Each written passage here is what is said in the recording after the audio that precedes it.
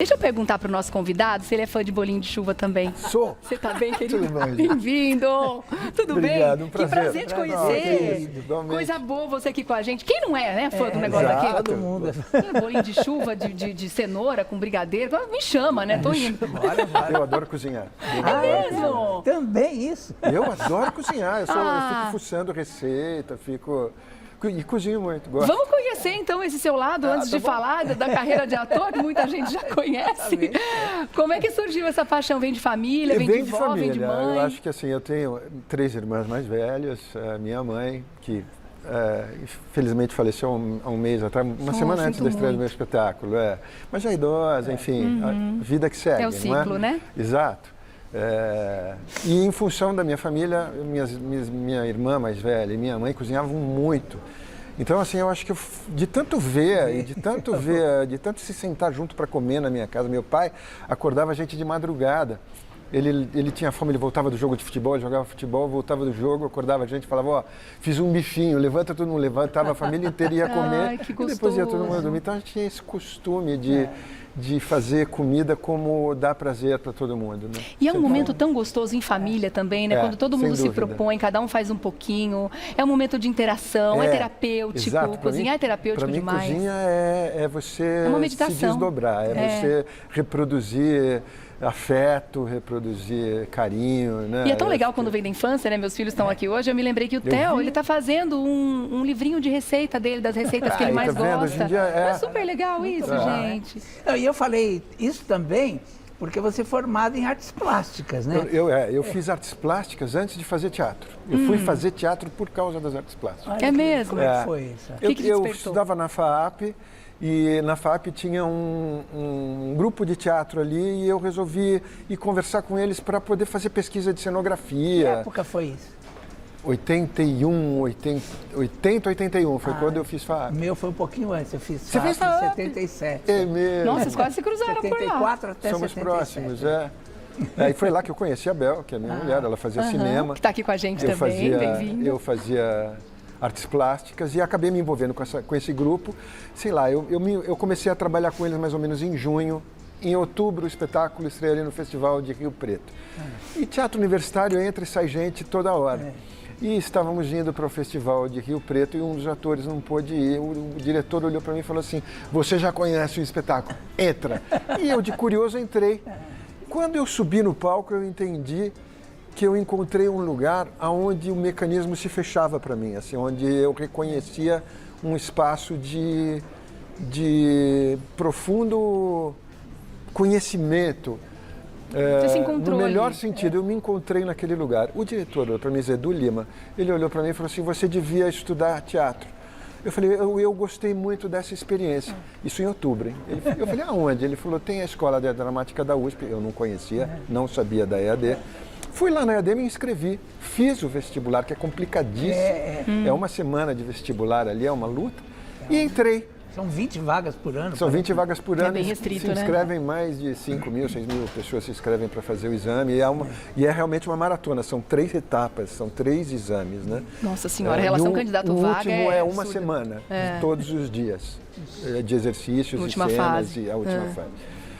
E acho a escola, que foi a escola que me formou realmente muito, onde eu estudei como nunca na minha vida. E eu tenho verdadeira paixão pelo que eu faço. Né? Eu terminei a EAD, eu trabalhava com desenho animado publicitário, fazia FAAP e a EAD à noite. Aí chegou uma hora que eu falei, eu não aguento mais.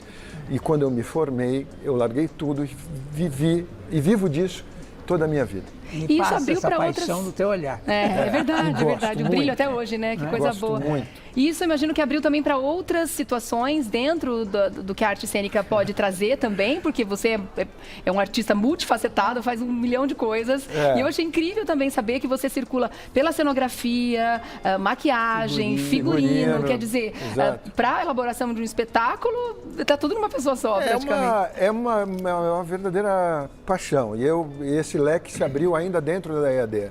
Eu lembro que eu fazia na EAD, aula de maquiagem, por exemplo, para mim na EAD, eu tinha um professor maravilhoso chamado Venceslau Braz Valim. E o Venceslau, quando eu comecei a aula, vindo das artes plásticas, ele dizia assim, vamos reproduzir os comedores de batata do Goya. Eu falava assim, oi? Como assim? Eita. E aí era uma farra. Aí na próxima aula, vamos reproduzir as Demoiselles d'Avignon do Picasso. E aquilo foi me estimulando muito, né? Como eu trabalhei. Ele era um cara que tinha uma formação técnica muito grande. Foi uma das primeiras pessoas que eu me lembro, foi o período da AIDS, foi uma das primeiras pessoas que eu me lembro da AIDS. A AIDS foi devastadora na nossa geração, foi uma coisa impressionante. Uhum.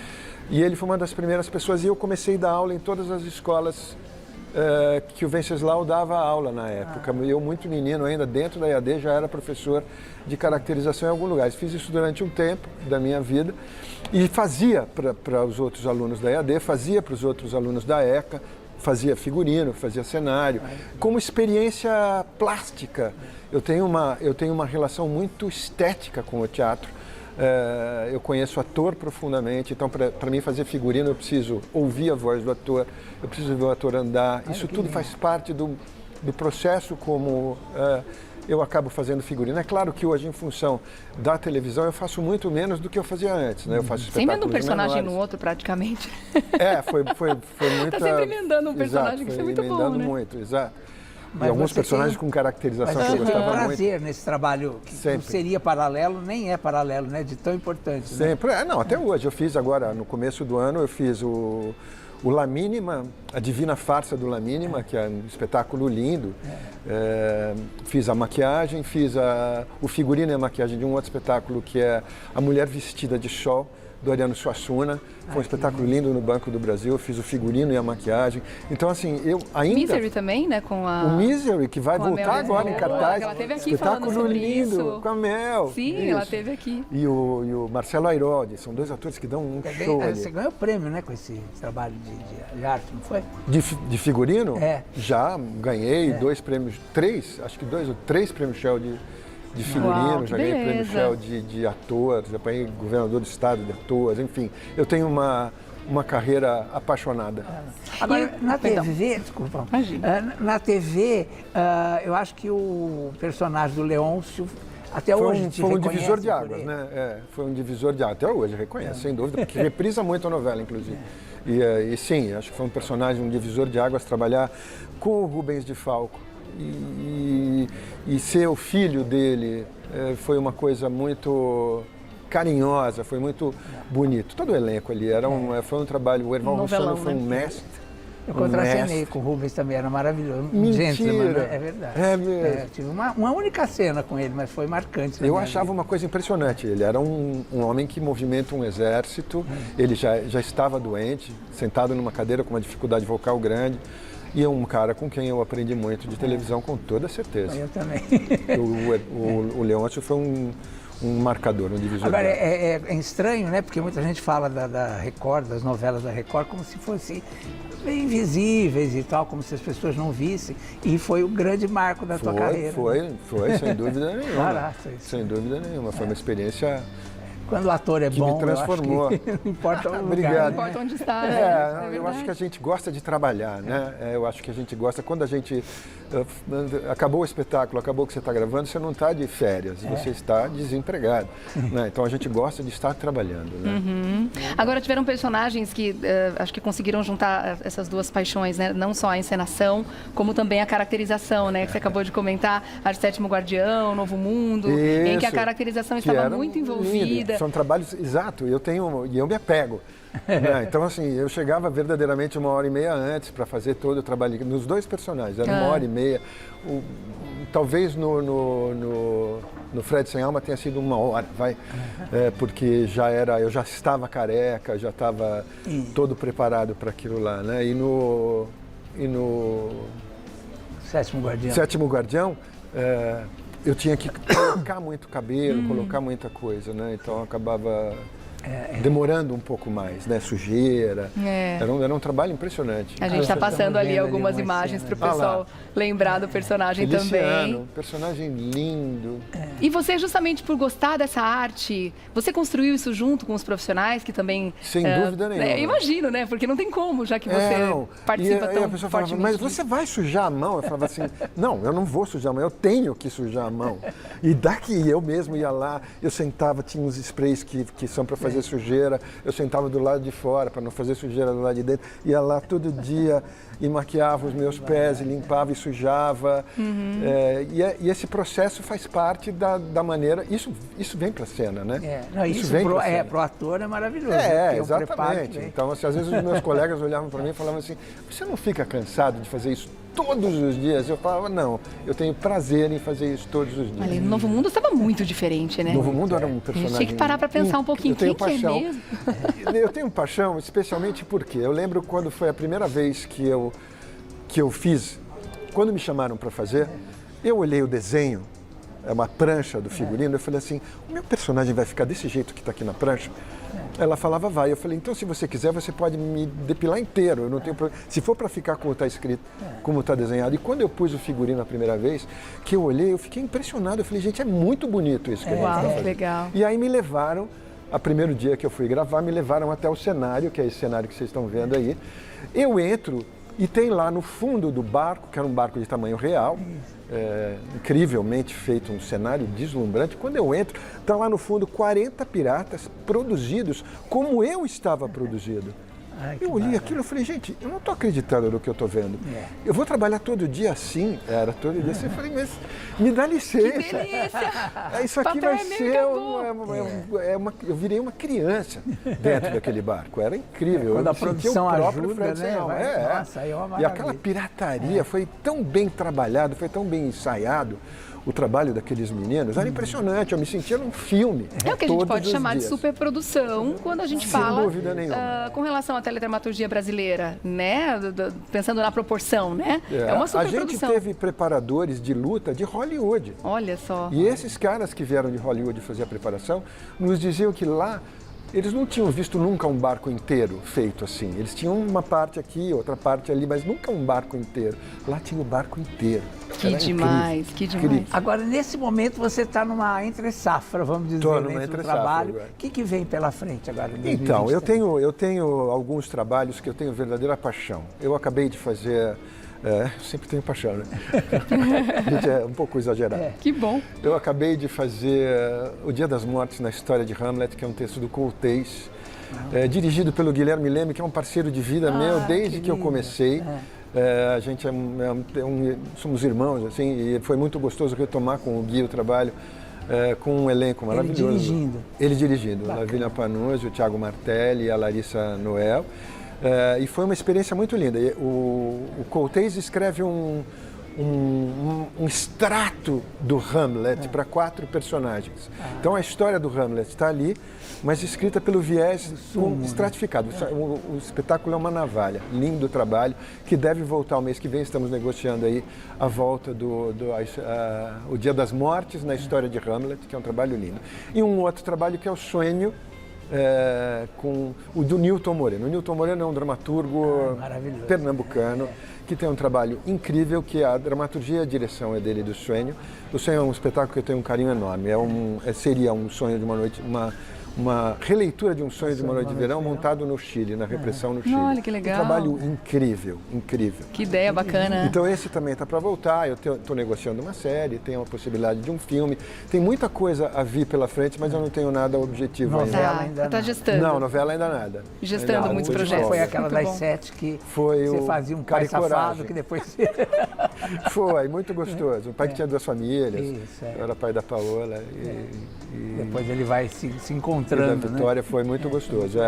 E vai pagando preço, a separação, né? O reconhecimento da história. Foi um trabalho. Agora, voltando um pouquinho mais para o pessoal também, já conhecemos o seu lado cozinheiro, chefe de cozinha. Tem uma história que eu fiquei sabendo aqui, eu fiquei com uma curiosidade também. Como é que um ator que esquece moto no pátio da escola, chave na porta, nome da namorada... Como é que se trabalha com o texto? Ai, Jesus. Gente, esse é um traço interessante. bastante. É por causa esquecido. disso que É você esquece avoado. as outras coisas? Então, eu às vezes fico me perguntando, o HD da gente, o HD que a gente tem é uma coisa muito louca, né? Sim. Eu fico me perguntando exatamente isso. Eu falei, como é que uma pessoa que esquece a chave, Não, que a esquece moto data de no pátio da escola, foi aniversário... maravilhoso. Você foi embora de ônibus, é isso? Tipo, esquecer, deixou a moto lá e foi embora? Não, foi uma situação conjunta. A Bel fazia cinema, eu fazia artes plásticas, eu ia de moto, ela ia de carro. Tá. Íamos viajar no carnaval e eu fui embora com a Bel de carro, porque eu tinha sido assaltado, tinham me levado meus documentos, minhas coisas todas, eu estava de calça. E voltei para a FAAP com os documentos no bolso e tudo, e falei, Bel, pelo amor de Deus, ela falou, eu te levo em casa agora, e fomos embora. De carro, por causa do assalto. E a moto ficou lá, e eu fui viajar, carnaval e tudo, e voltei para casa, e vi que a moto não estava. Liguei para o meu pai, e foi um caos essa história, um caos. Meu pai voltar de viagem, e a moto estava lá na FAAP, o guardinha olhou para mim e falou, você não tem uma motinha vermelha? Eu falei, tinha, roubaram. Ele falou, engraçado, eu tenho uma moto igualzinha a sua, parada Há na... dias esquecida. Quando eu saí, que eu olhei, que eu vi vi que era minha, eu falei, gente, eu não estou acreditando que eu fiz isso. E assim, esquecer a chave na porta de casa é corriqueiro. Até hoje, alguém bate lá e fala assim, olha, a chave está do lado de fora. O meu filho chega e fala, você esqueceu a chave. Mas eu te entendo, porque parece que o HD tem um tamanho... E ele não expande, não é como vai colocando mais memória, né? Igual a Acho que é informática. uma questão de foco. E aí também, algumas né? coisas cabem, outras não. Assim, tipo, eu faço a mesma coisa. Isso, é isso. Porque como é que eu sou capaz de decorar um monólogo de 36 páginas sem errar uma palavra e esqueço o nome, esqueço Identifiquei a data do muito nascimento. Entendo. Marco 2 compromissos pro mesmo dia, mesmo Não horário. esqueço. Tranquilo. Mas para as coisas que estão aqui, parece que não, né? Isso não falha, né? Não, Pro não que tá no falha, coração. não falha, exatamente. Muito bom. Decorar é isso. A palavra decorar quer dizer do coração. Né? Então, quando você decora do coração, por isso não fala, como é que você decora tanto texto? Você fala, gente, decorar é o de Não põe menos. aqui, né? Põe aqui. Decorar é o de menos. né? Eu sempre falo, na verdade, o ator não decora, né? O ator estuda. Estuda, exato. E aí ele... Quando você aprende... É a coisa do coração mesmo. Exatamente. Olha, tem muitos comentários. Perguntas não chegaram, mas muitos e muitos comentários. O quanto você é querido, o quanto amam seus personagens, o quanto, né, se lembram demais do Leôncio de Escravizar. O papel marcou muito. Marcou muito. Amo seu trabalho. A Rosa tá aqui, a Maria também, Kessia. Mas a Valéria tá falando que se apaixonou pelo seu talento também como vilão de Escravizaura. Depois disso, todas as novelas que participou foram incríveis. Mas quando eu assisti Camille Rodin no teatro, foi estupendo. Tive a oportunidade de voltar e assistir com a orquestra sinfônica participando. Isso, e foi olha, eu tô até arrepiada, que eu imaginei agora a situação. Que coisa linda. E foi a melhor experiência que tive no teatro. Ela tá agradecendo a você por ter dado esse presente. Que coisa mais deliciosa de ouvir. Não é? Foi, é lindo mesmo. Assim, eu acho que Camille Rodin foi um trabalho muito especial. A gente começou de uma maneira muito simples, e com a felicidade de fazer esse espetáculo dentro do Teatro do MASP. Então, tudo fazia muito sentido ali dentro, né? Era como se aquele teatro fosse o ateliê do Rodin. E o espetáculo deu muito certo. Como a gente ficou muito feliz com a possibilidade de fazer Camille Rodin, a gente colocou a música que o menino tinha composto para ser feita ao vivo. Então entrou piano de cauda, violino, viola, violoncelo e flauta. Então era a coisa mais linda, a gente começou a fazer o espetáculo com música ao vivo. Quer dizer que você canta também. Imagina. Você canta também. Eu canto se eu ensaiar muito, eu tenho vergonha e canto se eu ensaiar muito. Mas assim, como ator, você fala, vamos subir no palco e vamos fazer. Aí eu vou fazer. Sim, e vou maravilhoso. cantar e vou estudar para isso, fazer o melhor que eu puder. Leopoldo, obrigada pela sua Que participação. isso, obrigado Que a papo vocês. delicioso. Ficaria Muito mais horas sucesso, conversando. viu? Poxa, Com toda certeza. obrigadíssimo, viu? Histórias você tem para isso, currículo, carreira, tanta coisa boa para lembrar, né? A gente Obrigado queria pelo ficar carinho. mesmo. Muito bom. Deixa eu fazer o seguinte, ó, peraí, antes de falar tchau. Que delícia! Obrigada, meu amor! Vamos servir, né? O convidado. certeza. Você disse que gosta de bolinho de chuva, então é assim que a gente se despede, agradecendo a sua presença aqui. Muito obrigado. Que lindo. Obrigada, meu querido. Um beijo pra Bel também, viu? Obrigada pela presença aqui, Obrigado gente. Até a vocês, próxima, obrigado viu? pelo carinho. Muito bom. Leãozinho, vamos lá pra cozinha, daqui a Vai pouco lá. a gente se fala, tá Tá bom? bom, querido.